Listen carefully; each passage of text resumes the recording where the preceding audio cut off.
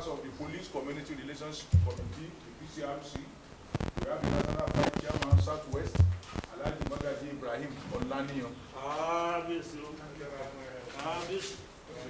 We have the State Chairman, Ogun State PCRC, Architect Samson Kunle Popola.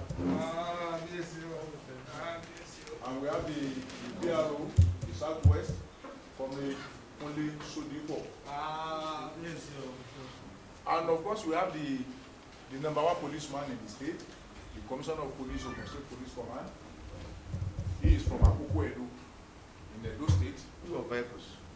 I want to respond this way. There's no doubt that the vehicles that we are using for operations are inadequate. But first and foremost, let's thank the present administration and the state government for injecting some new vehicles into our operations. I was here for 1.5 years as a DC operation from 2018 around July to January this year. Short, it was an experience that any command should not pray to go through. On incremental basis, I think we are getting vehicles.